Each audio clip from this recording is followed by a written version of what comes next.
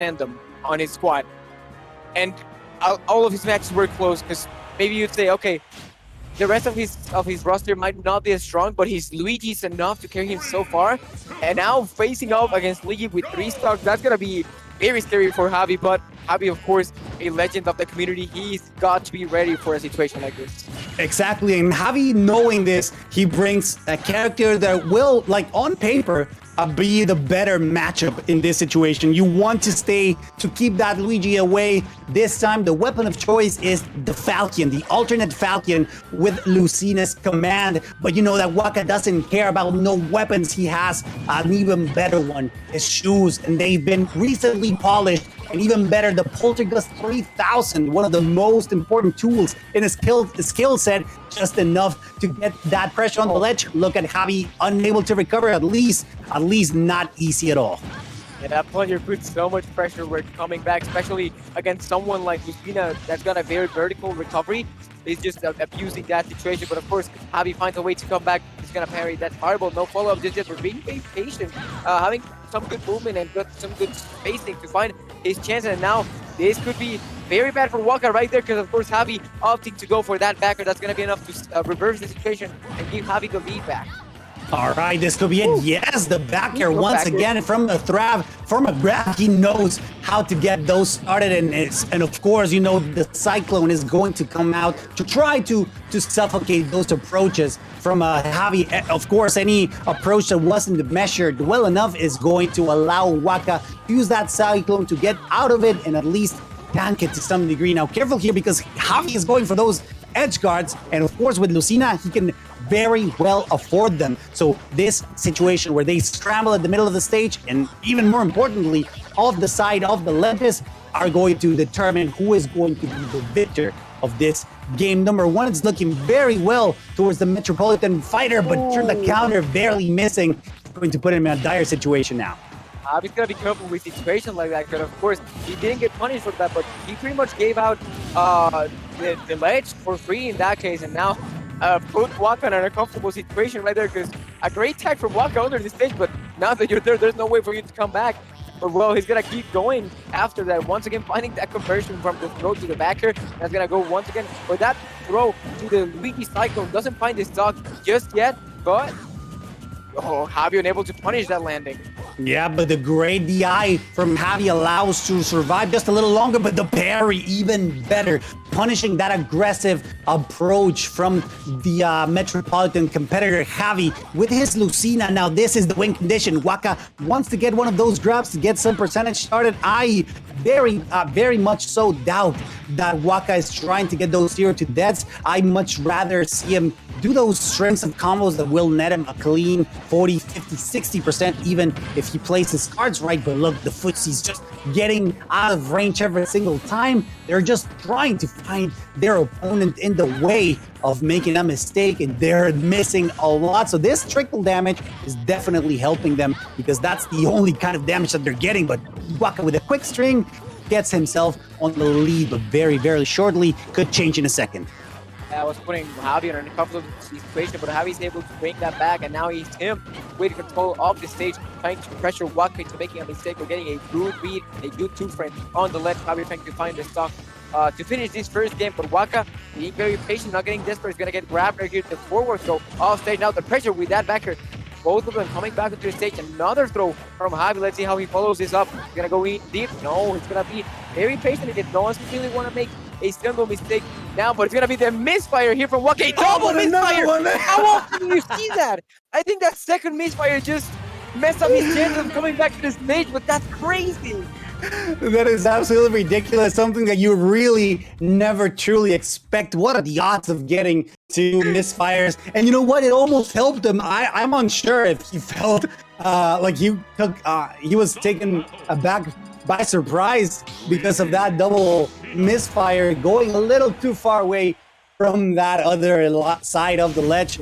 Unable to recover safely, Lucina will remain. Waka needs to adapt. And I think it's one of his biggest traits, you know, adaptation. And now that we're going into town and city, the play, it's going to be, you know what, keeping those grounded opportunities, because you know that as soon as those platforms are gone, basically becomes into a final destination, a slightly bigger, a slightly longer final destination. And with even smaller ledges technically too. But okay, here we go. Waka already putting in the pressure and having sent Javi off stage, but Javi of course using those platforms to mix up his return to the stage. Waka doing a great job still though, covering all those options, especially up top with all those areas, but it's going to be Javi once again giving out the stage position. Is going to be Waka going on deep, but not being able to capitalize on that, not finding a second aerial off stage to take the stock. So Javi finds a way back onto the stage and now putting the pressure against Waka.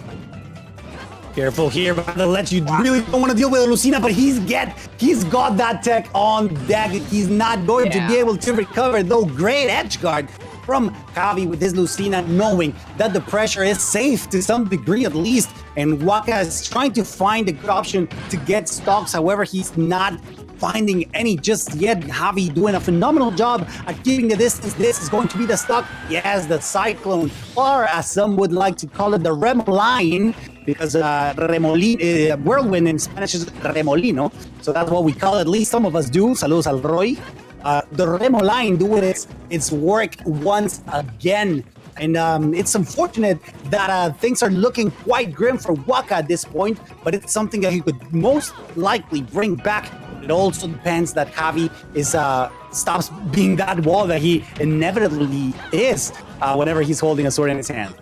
Honestly, it doesn't really seem like there's much of a distance when it comes to percentage, but Javi is doing an amazing job during the set because he's not really letting Waka get a single grab. We know how devastating Luigi mains are with their combos off of a single grab, but of course all the movement and the spacing from Javi has made that completely impossible. So Waka has needed to use aerials and tilts and all of that to go in and do damage, which has definitely made things harder for him. And now Javi getting the follow up there, using the platform to extend the combo. Another backer sending Waka off stage, who's gonna be using that uppy, recovering low, but gonna get hit by Javi and not give him a chance to come back up to the stage. Yeah, Waka still has a fighting chance, but he really needs to count his blessings right now because Javi's doing a phenomenal job at keeping him off at all times. He's just drifting back, knowing that a safe aerial will bring him a mile, and Waka's struggling to find a closing, to the distance. Every time they trade, it's always on Javi's favor, and it's showing in the numbers that we're seeing so far, and of course, stock difference that currently the Lucina main is holding against that competitor from Tijuana with his Luigi, despite the fact that his mobility is on point. He's still struggling quite a lot, but gets a good read to that forward smash, 60%. He really needs to get one of those tier deaths, and he needs it right now. Yeah, he definitely needs a good string right now because Javi has just been a wall with all those heroes, with the players and the backers, even inside of the stage.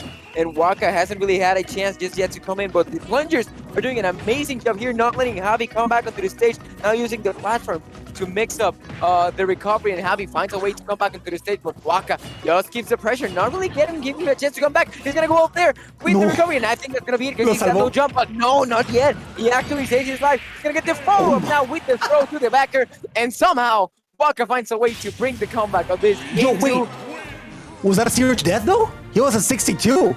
And that happened. That might have been, honestly. I think that was a zero to death because he was at 62. The last time I took a look at the percentage, and it still remained the same. That was an insane comeback from Waka, feeling very, very confident. This is the breath of fresh air that he needed. Very, very unfortunate because Javi was holding the fort and he was holding it so well. And this is the moment where Javi either recognizes that he needs a new character or he will play Lucina a different way before Waka inevitably starts adapting to Javi's playstyle.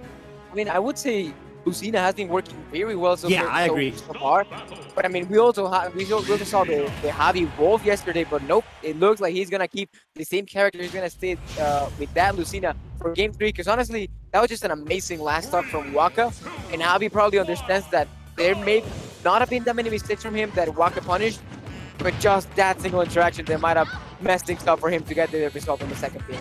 Exactly, and now Waka will try to bring back a little bit of what he showed us in the previous game, a bit of an SD. Never mind, you thought I did, and you guys at home probably did as well. If not, you are great connoisseurs of Smash Brothers Ultimate, because just like that, Waka brings it back. However, he's still in a dire situation because he does go for those low recoveries, but still the percentage deficit is huge, monumental, which means that Waka will need a miracle here in order to bring this stock back, considering how Javi has been a threat, a wall that is very hard to just deal with.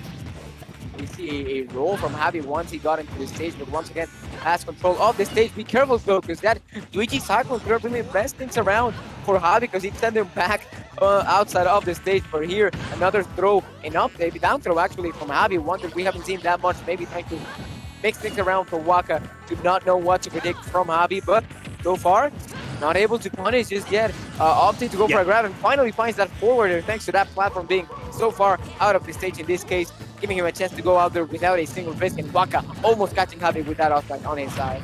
Yeah, you couldn't have said it any better. That was exactly what he was doing. And look, Waka trying to get that up B. The cheeky up B instead gets the cyclone, which doesn't take the stock quite yet, but still putting a lot of pressure. A good trade for the Tijuanense, for the player from Tijuana, getting a back air in return for just 20%, looking very, very good. But Javi is definitely not one slouch. Careful here, you don't want to land on you don't want to get caught in those combos. Those bread and butters from Luigi are so dangerous, and just like that, things are looking quite even for both of these competitors.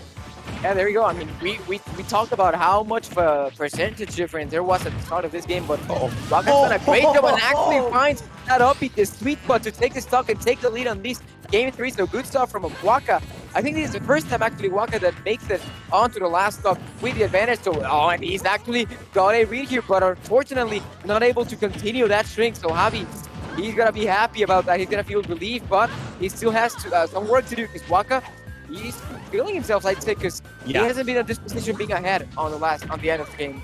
Definitely. And you know what? I love Javi's edge guarding. It has been the only thing that's keeping Waka from winning this dominantly. Waka's having to rely a lot on his neutral, which admittedly is really good, but oh my God, but Javi's just sending a message like, you don't stay there, mister, because if you do, I will punish you. Javi, I would dare say, has some of the best fundamentals in all Smash Mexico. So definitely showing why things are looking extremely even. Now, careful here, because there's no punish there, but a trade. Careful, Waka trying to get some airtime, and that he does. Still had a stock to spare, but just like that, the Tijuanense once again putting himself up in the scoreboard, this time 2-1. So Javi, you know, Lucina working, but I told you, Waka's adaptation levels are unprecedented.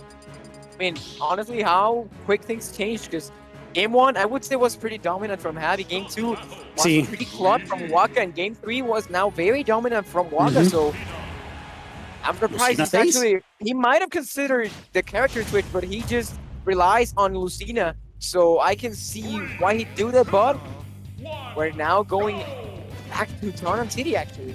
Yeah, no changes, not even in character colors. The stage remains the same. Let's hope for Javi that the scoreboard doesn't, or rather the result from the previous game doesn't stay the same. We want this game to be a game 5, of course. We know that both of these competitors have insane skills, to each their own, really, but it's just a matter of adaptation, and I think Waka has been doing phenomenally. Now it's time to see if Javi has a bit of that skill as well, and he needs it right now, because this is potentially the last game of the set before one of them gets sent to the loser side of bracket.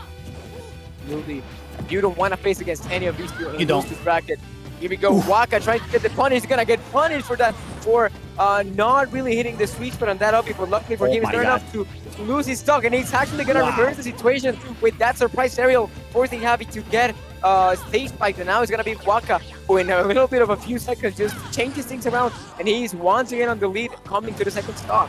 Yeah, definitely a very unfortunate situation for Javi, because he really didn't expect that reversal, that aerial, still surviving despite a very well placed forward tilt, and still Javi takes a stock and not a lot of a deficit, which definitely plays in favor of the sword wielder at this point. But Waka definitely feels on a groove. I am sure you will agree with me, Chocolate. Waka feels very weird. His mobility it's throwing off Javi quite a lot. I mean, especially with a character with such an aerial mobility like Luigi is. Yeah. It definitely changes things around, but of course, Waka also has not been able to do anything that he would usually do as a Luigi main, because Javi has just been moving around very well, avoiding most grabs during this set, but he's gonna get caught by this Luigi Cyclone on the platform. Once again, the plungers doing an amazing job edgeguarding Javi here. That range, that grab goes so far, and once again gets that classic confirmed the throw to the backer, and it's gonna be Waka who finds himself one stock away from getting the 3-1 over Javi. Oh, dude, that's so unfortunate because he's getting caught in that cyclone. Once again, Waka putting extreme aggression out, and it's paying out so well because Javi, as he tries to approach with the Falcon in front, he's still trading. And at this point, it's for the better. You know, it's for Waka's favor because the pressure is always on. Just those hits, those hitboxes are out, and they keep on pressuring. The Lucina main still recovers safely, but just not being able to gain control of the stage any longer. And every time he does, Waka is on the active prowl and chasing down at every moment. That's the possibility that Waka needs. Gets the Cyclone. Y preparen el chat esos hashtag Puro Norte, because it is Waka, the player from the northwestern corner of Mexico, who gets the set against one of the best of the metropolitan area, Puro Tijuana. There was so much pressure happening towards Javi. Yes, he just got overwhelmed by the amount of attacks that Waka was throwing, and most of them were connecting. So that just really threw off Javi's game, because just not being able to come back onto the stage did not give him any chance to be aggressive, to do damage, and even find the second stock. So congratulations to Waka, who gets the 3-1 victory, as you mentioned, over Javi, doing a good job at adapting on this set and just bringing things to an amazing end for him. Yeah, definitely. Waka has been shown a little bit of why he's considered one of the